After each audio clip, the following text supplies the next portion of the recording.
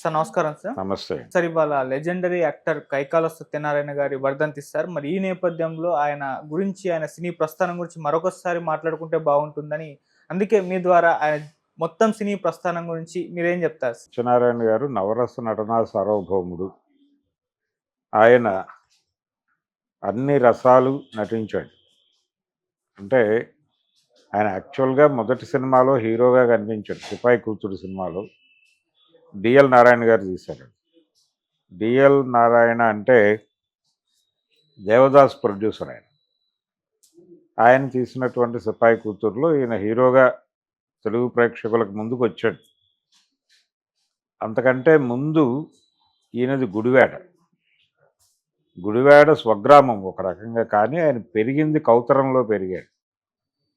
కౌతరం అంటే వాళ్ళ అమ్మగారి ఊరు. వాళ్ళ అమ్మగారి నాన్నగారి దగ్గర పెరిగాడు ఈయన. వీళ్ళ ఫాదర్కి టింబర్ బిజినెస్ ఉండేది గుడివాడలో. ఈయన అక్కడ ఎలిమెంటరీ స్కూల్ అదంతా కౌతరంలో కంప్లీట్ అయింది. తర్వాత కాలేజీ స్టడీస్ గుడివాడ కాలేజీలోనే జరిగింది. గుడివాడ కాలేజీ నుంచి ఆయన డిగ్రీ తీసుకున్నాడు. ఆ రోజుల్లో గుడివాడ నాటక సమాజాలకు ప్రసిద్ధి. గుడివాడ నాటక సమాజాలు చాలా పాపులర్గా ఉండేవి. తెనాలి ఎలాగైతే ఉండేదో ఓ కల్చరల్ సెంటర్గా గుడివాడకు కూడా నాటకాలకు సంబంధించి ఒక కల్చరల్ సెంటర్గా పేరు. అలా ఈయన వేదికలెక్కి నటించటం అది చేసేవాడు. నటన మీద ఆసక్తి అంటే కాలేజీ డేస్ నుంచి మొదలైంది. అది నెమ్మదిగా నాటక సమాజాల వైపు విస్తరించింది. చాలామందికి అంటే గుడివాడ ప్రాంతపు పాత సినిమాల వాళ్ళకి, పాత నాటకాల వాళ్ళకి గుర్తుండే పేరు కాజా వెంకట్రామయ్య గారు. ఓకే. కాజా వెంకట్రామయ్య గారికి 2-3 థియేటర్స్ ఉండేవి. ఒకటి గుడివాడ శరత్ టాకీస్. ఆయన అంటే విజయవాడ డిస్ట్రిబ్యూషన్లో ఉండేది.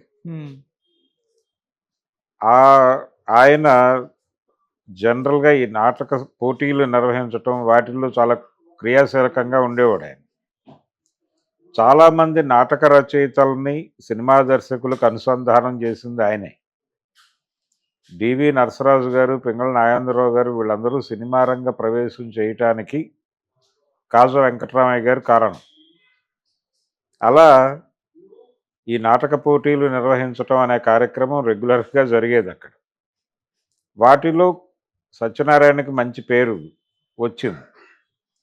ఈ వచ్చిన సందర్భంగా ఒక కంపారిజన్ మాట్లాడేవాళ్ళు అందరూ. స్టేజ్ మీద పర్ఫార్మెన్సు, పర్సనాలిటీ కొంచెం ఎన్టీఆర్కి దగ్గరగా ఉంది కాబట్టి నువ్వు సినిమాల్లో ఎందుకు ప్రయత్నించకూడదు అని. నిజానికి ఆయన డిగ్రీ అయిపోయిన తర్వాత ఈ నాటకాలు ఆడుతూ వారి తండ్రి గారి టింబర్ వ్యాపారంలో ఆయనకు సహకరిస్తూ అలా ఉండేవాడు. ఓకే. ఉండగా ఆయనకి సినిమా అనేది మొదలై అక్కడి నుంచి మెడ్రాస్ చేరారు. మెడ్రాస్ చేరిన తర్వాత ఆయనకి డిఎల్ నారాయణ గారి కంపెనీలో అవకాశం వచ్చింది. ఓకే. ఆ అవకాశం అయితే మంచి కంపెనీ నుంచి ఆఫర్ అయితే వచ్చింది, కానీ ఆ సినిమా ఫ్లాప్ అయింది. ఆ సినిమా ఫ్లాప్ అవడంతో ఈయన డిప్రెషన్లోకి వెళ్ళాడు. ఇదేంటి ఇలా జరిగింది అని. సరే ఏమిటి భవిష్యత్తు, ఇక్కడ ఉండటమా వెళ్ళటమా అంటే, ఒక ఫ్లాప్ సినిమా హీరోగా మళ్ళీ వెంటనే ఛాన్స్ సంపాదించడం కష్టం. ఈ ప్రయాణంలో ఆయన దాదాపు ఇంక వదిలేద్దాం మెడ్రాసు అని అనుకుంటూ ఇలా జరుగుతున్నటువంటి క్రమంలో కొంచెం డిప్రెసివ్ మూడ్లోనే ఉన్నాడు ఆయన.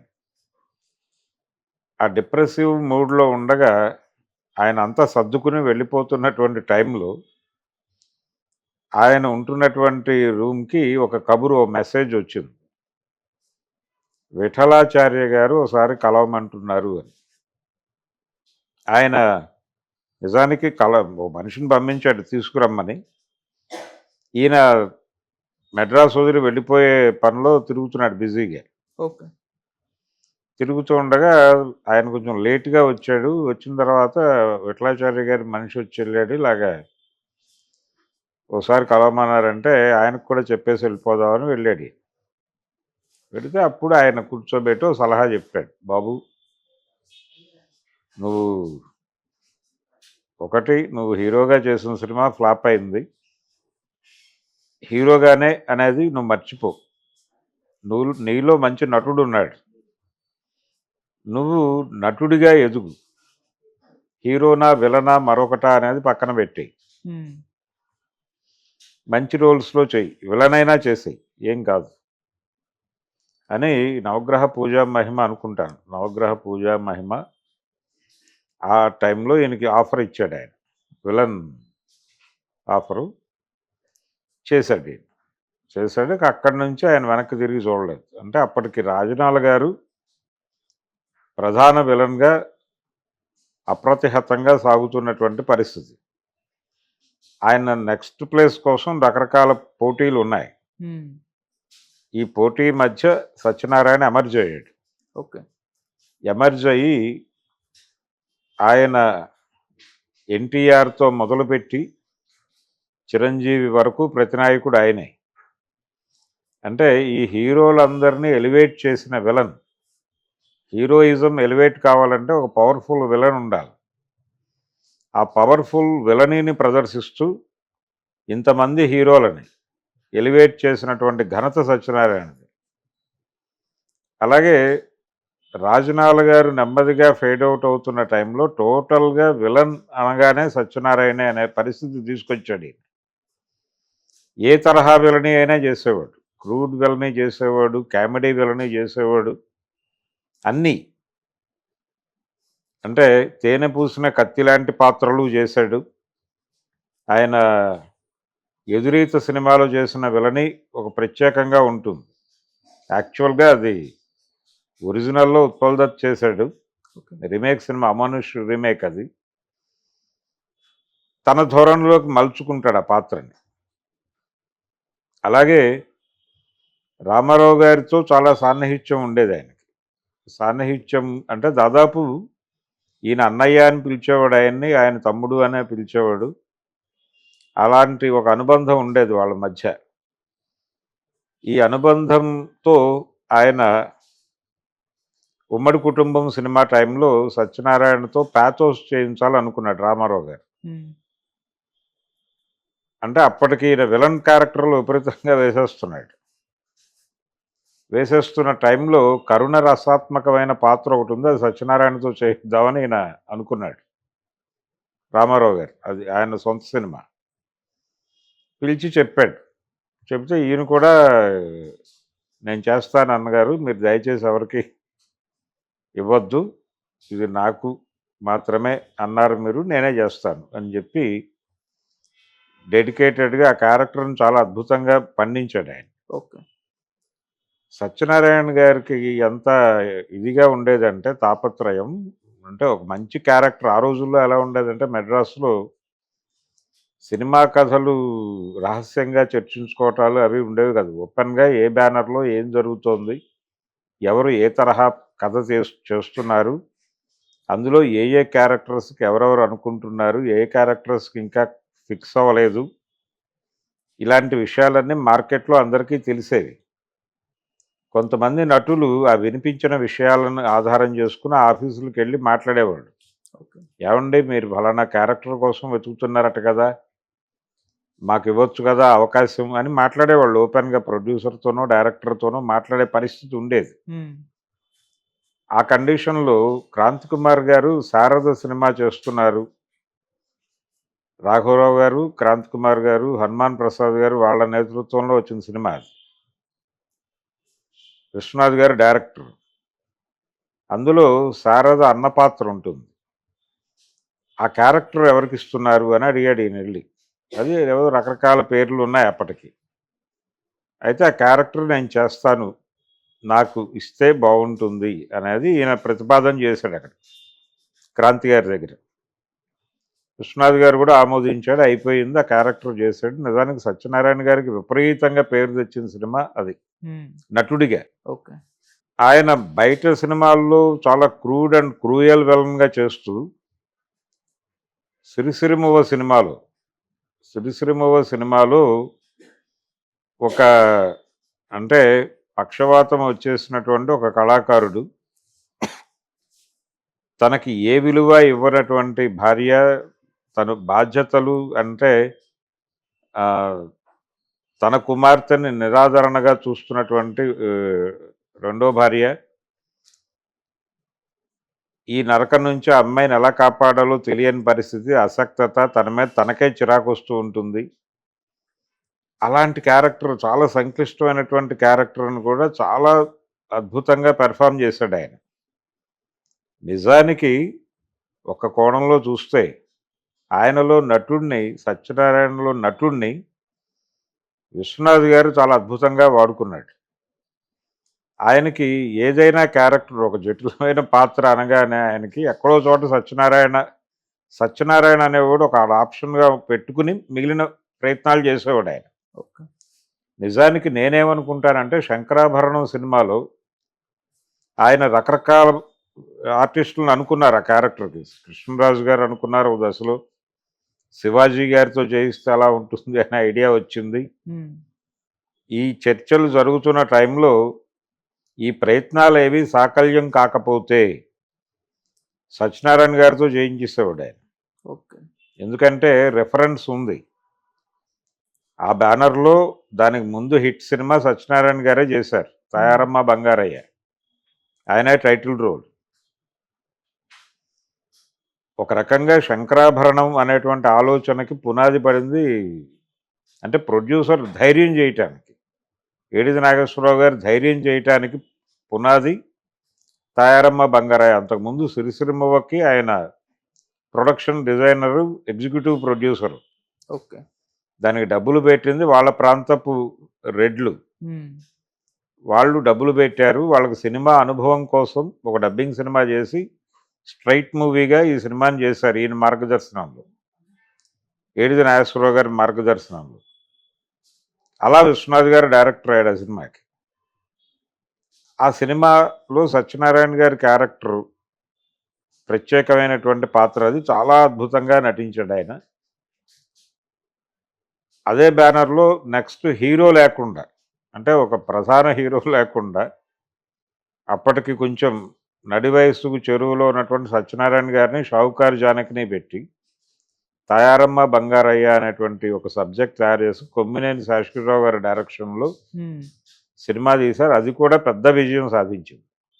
అది ప్రొడ్యూసర్గా ఆయనకు మొదటి సినిమా ఏడిది నాగేశ్వరరావు గారికి. ఓకే. సో అప్పటికి మెయిన్ స్ట్రీమ్లో హీరోలుగా చలామణి అయిపోతున్న వాళ్ళు ఎవరూ లేకుండా, అంటే చిరంజీవి వీళ్ళు ఉన్నారు చిన్న చిన్న క్యారెక్టర్లు, కానీ ప్రధానమైనటువంటి పాత్ర సత్యనారాయణ గారి మీద నడుస్తుంది. సత్యనారాయణ షావుకారు జానకి మీద నడిచే కథ అది. అది ఒక కాన్ఫిడెన్స్ని ఇచ్చింది ఏడిది నాగేశ్వరరావు గారికి ఆ విజయం. ఓకే. ఆ కాన్ఫిడెన్స్ మీద బిల్డ్ అయినటువంటి సినిమా శంకరాభరణం. శంకరాభరణంలో ఎవరూ దొరకని పక్షంలో, జేవి సోమయాజులు దొరకకపోతే సినిమా సెట్స్ మీదకి వెళ్ళే ముందైనా సరే ఆయన సత్యనారాయణతో శంకర శాస్త్రి క్యారెక్టర్ చేయించేసి ఉండేవాడు ఆయన. ఇలా అని విశ్వనాథ్ గారు ఎక్కడా చెప్పలేదు, ఎవరూ అనలేదు, కానీ నాకు అనిపించింది ఓకే. ఆయన లాస్ట్ ఆప్షన్గా సత్యనారాయణని పెట్టుకునే ఏ క్యారెక్టర్ అయినా డిజైన్ చేస్తాడు అని విశ్వనాథ్ గారు. అలా ఆయన బ్యానర్లోనే సాత్విక పాత్రలు చేసినటువంటి సత్యనారాయణ గారే పరమ దారుణమైన విలని కూడా చేశాడు. సూత్రధారులు అనే సినిమాలో చాలా క్రూడ్ అండ్ కూల్ విలని చేశాడు ఆయన. బయటకు చాలా కూల్గా కనిపిస్తూ ఉంటాడు ఆ క్యారెక్టర్, చాలా పద్ధతిగా కనిపిస్తూ ఉంటుంది, కానీ అతని అంతరంగంలో చాలా దుర్మార్గమైన ఆలోచనలు నడుస్తూ ఉంటాయి. ఈ లోపల అంతరంగంలో నడుస్తున్నటువంటి ఈ భావాల తాలూకా రిఫ్లెక్షన్ ఎక్కడా ముఖంలో కనిపించకుండా టోటల్గా దానికి భిన్నమైనటువంటి ఎక్స్ప్రెషన్కి ఆలోచనకి పూర్తి భిన్నంగా ఉంటాడు. కానీ దేని ఎక్స్ప్రెషన్ దాందే. అలాంటి క్యారెక్టర్ సత్యనారాయణ గారుతో చేయించుకున్నాడు విశ్వనాథ్ గారు. ఓకే. ఇలా ఆయన మీద ఒక కాన్ఫిడెన్స్ ఉండేది ఆయనకి. ఇలా చాలామంది డైరెక్టర్లకు సత్యనారాయణ మీద కాన్ఫిడెన్స్ ఉండేది. ఎస్డి లాల్ గారికి కాన్ఫిడెన్స్ ఉండేది ఆయన మీద, విఠలాచార్య గారి వారసుడు కాబట్టి ఆయన. ఉమ్, అలా ఆయనకు సత్యనారాయణ ఏ క్యారెక్టర్ని ఇచ్చినా ఆ క్యారెక్టర్లోకి వెళ్ళిపోతాడు అనే నమ్మకం. ఈ నమ్మకాన్ని ఆయన నిప్పులాంటి మనిషి సినిమా టైంలో నిజం చేశాడు. అందులో రామారావు గారికి ప్యారలల్ క్యారెక్టర్ అది. ఆ ప్యారలల్ క్యారెక్టర్ని హిందీలో ప్రాన్ చేశాడు అది. అది తెలుగులో సత్యనారాయణ గారు చేశారు. సత్యనారాయణ గారు, రామారావు గారు నటించిన తర్వాత అది చూసినటువంటి ఎంజీఆర్ గారికి ఈ సినిమాని తమిళ్లో రీమేక్ చేశారు మళ్ళీ. చేసినప్పుడు ఎంజీఆర్ గారు ఆ రెండో క్యారెక్టర్ వేరే వాళ్ళతో చేయించొద్దు, అంటే సత్యనారాయణ క్యారెక్టర్ ఓకే. నేనే చేస్తానని చెప్పి 2 క్యారెక్టర్లు ఆయనే చేశాడు. Um, Vijay character, Sher Khan character 2 ఆయనే చేశాడు. అంత ప్రభావం వేశాడు సత్యనారాయణ తన నటన ద్వారా. అలా ఆయన తొలి రోజుల్లో రామారావు గారికి డూప్గా కూడా కనిపించేవాడు. రాముడు భీముడు ఇలాంటి సినిమాల్లో ఓకే. రామారావు గారి అంటే కొన్ని షార్ట్స్ ఒకే పర్సనాలిటీ ఉండటం వలన వచ్చిన అడ్వాంటేజ్ అది. ఉమ్, ఆయన విష్ణుమూర్తిగా విశ్వరూప ప్రదర్శన చేస్తే అందులో 2 చేతులు రామారావువి, 2 చేతులు సత్యనారాయణవి. ఈ లెవెల్ అనుబంధం ఉండేది వాళ్ళ మధ్య. ఉమ్, అందుకని యమగోళ సినిమా టైంలో ఆయనకు సత్యనారాయణ మీద విపరీతమైన కాన్ఫిడెన్స్ ఉండేది. ఇందా నేను చెప్పినట్టుగా ఉమ్, చాలామంది దర్శకులకి సత్యనారాయణ మీద కాన్ఫిడెన్స్ ఉన్నట్టుగానే ఎన్టీఆర్ కూడా చాలా ఎక్కువ కాన్ఫిడెన్స్ ఉండేది. ఆ కాన్ఫిడెన్స్తో ఆయన ఏం చేశాడంటే యమగోళ సినిమా అప్పుడు వెంకటరత్నం గారికి ఒక ఆలోచన వచ్చింది. అంటే ప్రొడ్యూసర్ సూరపనేని వెంకటరత్నం గారు దానికి యమగోళ పల్లవి ప్రొడక్షన్స్. ఆయన క్యాజువల్గా ఒక మాట అంటే రామారావు గారితో కథ చెప్పేసిన తర్వాత ఆయనకు ఒక చిలిపి ఆలోచన వచ్చింది. అప్పటికి అన్నదమ్ముల అనుబంధం సినిమా రిలీజ్ అయిపోయి పెద్ద హిట్ అయిపోయి ఉన్నటువంటి టైం. ఆయనకి ఒక చిలిపి ఆలోచన వచ్చింది. ఏమంటే ఈ సినిమాలో సత్యం క్యారెక్టర్ బాలకృష్ణ గారితో చేయించి యముడు క్యారెక్టర్ మీరు చేయొచ్చు కదా అనేసి అన్నాడు ఈయన. ఉమ్, అప్పటికి ఇంకా యముడు ఎవరు అనేది వాళ్ళ చర్చలోకి రాలేదు. ఓకే. ఇంకా క్యారెక్టర్లు ఫిక్స్ అవ్వాలి. ఎన్టీఆర్ గారితో ఆమోదం తీసుకున్నటువంటి మీటింగ్ అది. ఉమ్, ఆయన కొన్ని కండిషన్లు పెట్టాడు. ఆ కండిషన్లకు ఓకే చెప్పారు వీళ్ళు. అవన్నీ అయిపోయిన తర్వాత ఈ ప్రశ్న లేవనెత్తాడు ఆయన. బాలకృష్ణ గారితో సత్యం క్యారెక్టర్ చేయించి మీరు ఎముడేస్తే అలా ఉంటుందని నాకు ఒక ఆలోచన వచ్చింది అని. ఉమ్, అప్పుడు రామారావు గారు ఖండించాడు ఆయన వెంకటరత్నాన్ని. ఖండించి బాలకృష్ణ చేయలేడు అది, సత్యం క్యారెక్టర్ నేనే చేస్తాను, యముడు సత్యనారాయణ చేస్తాడని చెప్పాడు ఆయన. వెంటనే ఆయనకున్న నమ్మకం అది. అంతకుముందు ఆయన యముడు వేశాడు సతీ సావిత్రులు రామారావు గారు. ఉమ్, యముడు వేశాడు. అంతకుముందు ఉమ్మడి కుటుంబంలో కూడా ఆయన యముడు గెటప్లో కనిపిస్తాడు. తద్వారా ఆయనకు ఒక ఆడియన్స్లో ఒక రికగ్నైజేషన్ ఉంది యముడిగా. ఉమ్, అందుకని ఆ రికగ్నైజేషన్ని వాడదాం అనుకున్నాడు ఆయన వెంకటరత్నం గారు. ఆయన నో చెప్పాడు. నో చెప్పి ఆ రెండో క్యారెక్టర్ బాలకృష్ణ చేయలేని పరిస్థితి, అతని స్థాయికి అందే క్యారెక్టర్ కాదు అది. సో ఆ క్యారెక్టర్ నేనే చేస్తాను, యముడు సత్యనారాయణతో చేయిద్దాం అన్నాడు. ఇదే సినిమా తమిళ్ రీమేక్ చేసినప్పుడు అక్కడ శివాజీ గణేషన్ గారు యముడేసి ఈ సత్యం క్యారెక్టరు ప్రభుతో చేయించారు. ఓకే. అంటే ఇక్కడ వర్కౌట్ అవుంది, అక్కడ వర్కౌట్ చేశారు. ఉమ్, అలా అంత కాన్ఫిడెన్స్ ఉండేది ఎన్టీఆర్. ఈ కాన్ఫిడెన్స్తోనే ఆయన పుండరీకాక్షయ్య గారు కనకమేడల తిరుపతయ్య గారు కలిసి తీసినటువంటి కృష్ణావతారం సినిమా అప్పుడు దుర్యోధనుడి క్యారెక్టర్ ఉంటుంది దానిలో. ఆ క్యారెక్టర్ని రామారావు గారినే చేయమన్నారు. అంతకుముందు పాండవీయంలో ఆయనకు విపరీతమైన పేరు వచ్చింది. ఓకే. ఆ పేరు వచ్చిన నేపథ్యంలో రామారావు గారిని అడిగారు వీళ్ళు, ఉమ్, దుర్యోధనుడి క్యారెక్టర్ మీరే చేసేయండి సార్ బాగుంటుంది అని పుండరీకాక్షయ్య గారు అడిగినప్పుడు ఆయన నో చెప్పాడు. ఉమ్, నో, నేను చేయను. ఎందుకు చేయను అంటే యాక్చువల్గా రంగారావు గారిని అనుకున్నారు ముందు రంగారావు గారి డేట్లు క్లాష్ అయినాయి. ఆయన డేట్స్కి ఎన్టీఆర్ డేట్స్కి మ్యాచ్ అవ్వలేదు. మ్యాచ్ అవ్వకపోవడం వలన ఎవరు వేయాలి అనే సమస్య వచ్చినప్పుడు తిరుపతయ్య గారు, పుండరీకాక్షయ్య గారు మీరే వేసేయండి అని చెప్పారు. ఈయన చెప్తే ఆయన నో చెప్పాడు. నో చెప్పి నేను చేయను, సత్యనారాయణతో చేయిద్దాం. సత్యనారాయణ చేయగలడా అనేది వాళ్ళ డౌట్. ఈయన ఏ లెవెల్ కాన్ఫిడెన్స్ ఇచ్చాడంటే వాళ్ళకి, కొంత షూట్ చేద్దాం సత్యనారాయణ మీద, దాన్ని కడిగి చూసుకుందాం, రష్ చూసుకుందాం, కాన్ఫిడెన్స్ వస్తే సత్యనారాయణ చేస్తాడు, లేదంటే అప్పుడు నేను చేయాలో వద్దనేది ఆలోచిస్తాను. సత్యనారాయణని తీసుకొచ్చి చేసినటువంటి పార్ట్ తాలూకా ఖర్చు ఏదైతే ఉందో ఆ ఖర్చు నేనే ఇస్తాను మీకు. మీరేమి మీ డబ్బులు పెట్టి అతని మీద ప్రయోగం చేయమని నేను అంటలేదు. నాకు కాన్ఫిడెన్స్ ఉంది అతను చేయగలడని అని చెప్పాడు ఆయన. ఆ లెవెల్ కాన్ఫిడెన్స్ ఉండేది సత్యనారాయణ మీద. ఆ కాన్ఫిడెన్స్తో సత్యనారాయణతో దుర్యోధనుడు చేయించాడు. అది వర్కౌట్ అయింది. ఆ సినిమా సక్సెస్ఫుల్గా నడిచింది. ఆయన దుర్యోధనుడిగా తర్వాత కురుక్షేత్రం ఈ సినిమాలో దుర్యోధనుడిగా కనిపిస్తాడు సత్యనారాయణ. ఇలా రావణ పాత్రలో కూడా నటించాడు ఆయన. రామారావు గారు చేసిన, రామారావు గారికి విపరీతంగా పేరు తెచ్చిన రావణ పాత్రలో కూడా సత్యనారాయణ గారు నటించాడు. తనదైన పద్ధతిలోకి మలుచుకునేవాడు ఆయన ప్రతి క్యారెక్టర్ని.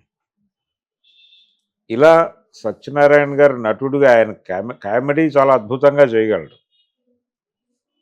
ప్యాథోస్ చేయగలడు, భయపెట్టగలడు, నవ్వించగలడు, ఆశ్చర్యపరచగలడు, ఏజ్డ్ క్యారెక్టర్ చేయగలడు, కరుణ రసాత్మకంగా ఉండగలడు.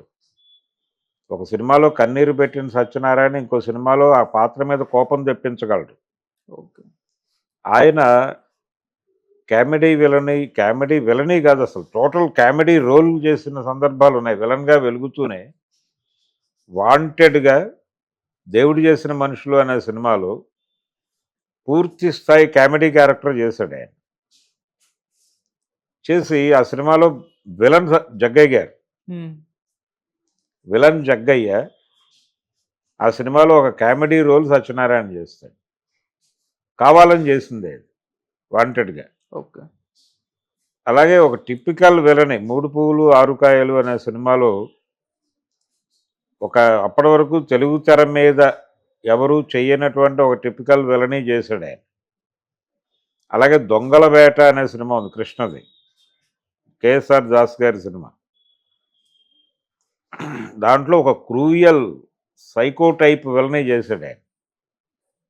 అది ఒక డిఫరెంట్, అంటే విలనీలో ఎన్ని షేడ్స్ ఉన్నాయో, ఎన్ని రకాల విలనీలు ఉన్నాయో అన్ని రకాలు చేశాడు ఆయన.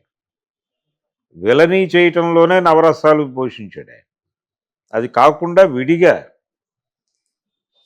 దేవుడు చేసిన మనుషుల్లో కామెడీ క్యారెక్టరు, దేవుడు చేసిన మనుషుల్లోనే కదా, తర్వాత కూడా ఆయన కేవలం కామెడీ పాత్రలే, పెద్ద సినిమాల్లో కామెడీ పాత్రలు చేసిన చరిత్ర ఉంది ఆయనకి. ఇలా అంటే ఒక మల్టీ స్టారర్ సినిమాలో కామెడీ క్యారెక్టర్, తర్వాత ఒక దశకు వచ్చేసరికి తెలుగు సినిమాలో 3 విలన్లు ఉండటం అనేది కామన్గా మారిపోయింది కొంతకాలం.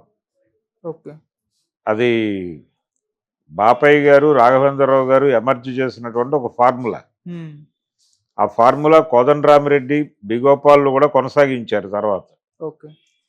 విలన్ త్రయం ఉండేది, విలన్ త్రయం. ఆ విలన్ త్రయంతో ఏదైనా చేయించుకునేవాళ్ళు డైరెక్టర్లు. అలా విలన్ త్రయం ఎవరంటే రావు గోపాలరావు, సత్యనారాయణ, అల్లు రామలింగయ్య. ఇది కాంబో. వీళ్ళ 3 ప్రతి సినిమాలోనూ ఉండేవాళ్ళు ఒక టైంలో. పర్టికులర్గా 78 నుంచి మొదలుపెట్టి దాదాపు 88, 90 వరకు కూడా వీళ్ళే విలన్లు తెలుగు సినిమాలు. మధ్యలో మోహన్ బాబు వచ్చి వెళ్తూ ఉంటాడు.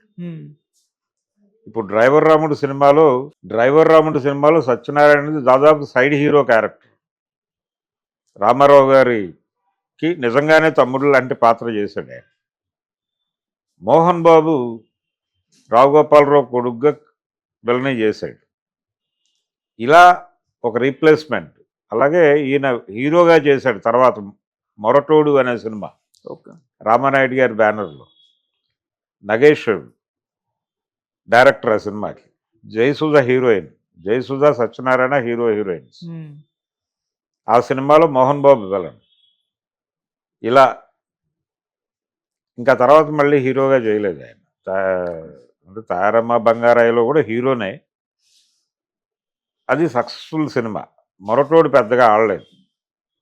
ఆ తర్వాత అలాంటి ఆఫర్‌లు ఆయన ఆయన జోలికి ఆయన పెద్దగా సీరియస్‌గా పట్టించుకోలేదు దాన్ని. ఓకే. ఇలా సత్యనారాయణ గారు తెలుగు తెరకి సంబంధించినంత వరకు ఆయనకిచ్చిన నవరస నటనా సార్వభౌమ అనేటువంటి బిరుదు చాలా యాప్ట్ ఆయనకి. ఏ రకమైన పాత్ర వేసినా ఆ పాత్రలో ఆయన తనదైన ముద్ర వేసినటువంటి నటుడు. ఆయన అందరితోనూ చాలా సన్నిహితంగా ఉండేవాడు. అజాత శత్రువు. హ్మ్. అన్ని శిబిరాలతోనూ. ఇండస్ట్రీలో గ్రూపులు ఉండేవి ఆ రోజుల్లో. అన్ని గ్రూపులతోనూ స్నేహంగా ఉండేవాడు ఆయన. ఒక విచిత్రమైన విషయం ఏంటంటే, దానవీర సూరకర్ణ, కురుక్షేత్రం పోటాపోటీగా నడిచినటువంటి సినిమాలు. షూటింగ్ దశ నుంచి వాటి మధ్య ఆ పోటీ ఉండేది. ఈయన ఇందులో భీముడు వేసి అందులో దుర్యోధనుడు వేశాడు. ఓకే. అదొక విచిత్రమైన పరిస్థితి. ఇలా సత్యనారాయణ గారు అనగానే అనేక విషయాలు గుర్తొస్తాయి. ఏ తెలుగువాడిని కదిలించిన, హ్మ్. ఏ తెలుగు సినిమా ప్రేమికు సత్తిగాడు అని పిలుచుకునేవాళ్ళు ప్రేమగా ప్రజలు వాళ్ళు ఆయన. ఓకే. సత్తిగాడు ఈ సినిమాలో ఎరగదీసాడు అనేది కామన్ డైలాగ్. ఒక సంవత్సరం రిలీజ్ అయ్యే సినిమాలు ఒక 78 సినిమాలు రిలీజ్ అయితే అందులో దాదాపుగా 68 సినిమాల్లో సత్యనారాయణ ఉండేవాడు ఒక దశలో. హ్మ్. అంటే 79, 85 మధ్యలో తెలుగు సినిమాల లిస్టు తీస్తే అందులో 90% సినిమాల్లో సత్యనారాయణ, జయమాలిని కామన్‌గా కనిపిస్తారు. ఆ లెవెల్‌లో చేశాడు ఆయన సినిమాలు. అంటే ఎన్ని షిఫ్టులు చేసుంటాడు ఆయన. ఈ ఫ్లోర్‌లో ఒక క్యారెక్టర్ చేసి, పక్క ఫ్లోర్‌కెళ్ళి ఇంకో డిఫరెంట్ క్యారెక్టర్ చేసి, ఆ పక్క ఫ్లోర్‌లో ఇంకొక డిఫరెంట్ ఏరియాలో క్యారెక్టర్ చేసి అప్పుడు ఇంటికెళ్ళేవాడు ఆయన. ఓకే. ఆ లెవెల్ కంట్రిబ్యూషన్ దాదాపు 800 పైన సినిమాలు చేశాడు ఆయన. హ్మ్. చిన్న స్పాన్ కాదు, చిన్న కెరియర్ కాదు ఆయనది. ప్రొడ్యూసర్‌గా కూడా ఆయనది ఒక సెన్సేషనల్ బ్యానర్. రమా పిక్చర్స్ అనే బ్యానర్ మీద సినిమాలు తీశాడు ఆయన. అవును. వాళ్ళ బ్రదర్ ప్రొడ్యూసర్ కైకాల నాగేశ్వరరావు. హ్మ్. ఎన్టీఆర్‌తో 'గజ దొంగ' సినిమా ఆయన చేసింది. అందులో పాజిటివ్ రోల్ ఆయన సత్యనారాయణ. ఆ సినిమా సక్సెస్ తర్వాత తిరిగి ఎన్టీఆర్‌తోనే చేద్దాం అనుకున్నారు కానీ అప్పటికి ఆయన వేరే మూడ్‌లో ఉన్నాడు. అందుకని ఇద్దరు హీరోలను పెట్టి 'ఇద్దరు దొంగలు' అనే సినిమా తీశాడు. శోభన్ బాబు, కృష్ణాలతో. రాఘవేంద్రరావు గారే డైరెక్టర్. ఓకే. ఆ తర్వాత చిరంజీవితో 'చిరంజీవి' అనే సినిమా తీశాడు ఆయన. హ్మ్. అందులో చిరంజీవిది నెగెటివ్ రోల్. నెగెటివ్ యాటిట్యూడ్ ఉన్నటువంటి ప్రధాన పాత్ర. ఓకే. అది వాంటెడ్‌గా చిరంజీవి చేశాడు. అదొక డిఫరెంట్‌గా ఉంది క్యారెక్టర్ నేను చేస్తాను అని చేశాడు ఆయన. ఈయన అంటే కొంత నీ ఇమేజ్‌కి ఇబ్బంది అవుతుందేమో అని చెప్పినప్పటికీ చేశాడు. ఆ సినిమా పెద్దగా ఆడలేదు. కానీ ఒక ఎక్స్‌పెరిమెంటల్ మూవీగా చేశారు. ఆ తర్వాత 'కొదమసింహం' కూడా ఆయన బ్యానర్‌లో వచ్చిన సినిమానే. హ్మ్. సత్యనారాయణ గారి బ్యానర్‌లో వచ్చిన సినిమానే. ఓకే. అలా నిర్మాతగా కూడా ఆయన ఒక డిఫరెంట్ యాంగిల్. హ్మ్. ఒక్క డైరెక్షన్ మాత్రమే చేయలేదు ఆయన. అది కూడా చేయగలిగినటువంటి కెపాసిటీ ఉన్నటువంటి నటుడు. హ్మ్. అలాగే ఎన్టీఆర్‌తో పాటు రాజకీయాల్లోకి రావాల్సిన వాడు ఆయన. రాలేదు కానీ తెలుగుదేశం పార్టీ నుంచి ఆయన మచిలీపట్నం ఎంపీగా గెలిచాడు ఒకసారి. అంతే. తర్వాత రాజకీయాల్లో లేడాయన. కాకపోతే ఆయనకు ఒక చిన్న అలక ఉండేది చంద్రబాబు మీద. హ్మ్. రాజ్యసభకి పంపలేదు తనని అనేటువంటి ఒక చిన్న అలక ఉండేది ఆయనకి. అడపాదడపా మిత్రుల దగ్గర వ్యక్తం చేసేవాడు ఆయన. అలా ఇండస్ట్రీలో అందరికీ కావలసిన మనిషి, అందరికీ ఎవరికైనా సరే ఏ టైంలో అయినా సరే ఏ రకంగా అయినా సహాయం చేసేవాడు.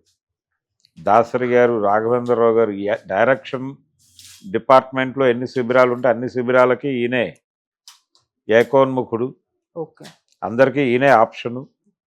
అలాగే హీరోలకు సంబంధించి ఎన్ని శిబిరాలు ఉన్నాయి ఈయనే ఆప్షను. శ్రీరంగ నీతులు సినిమా నాగేశ్వరరావు గారి కెరియర్లో చివరి రోజుల్లో చేసిన ఎంటర్టైన్మెంట్ సినిమా. కోదండరామిరెడ్డి డైరెక్టర్. ఆ సినిమాలో సత్యనారాయణ గారు చేసిన కామెడీ మామూలుగా ఉండదు. అలా అదొక నటుడు అంతే, ఆయన పరిపూర్ణ నటుడు. ఓకే. అది సత్యనారాయణ గారు అనగానే గుర్తొచ్చే విషయాలు. ఏదేమైనా ఈ రోజున ఆయన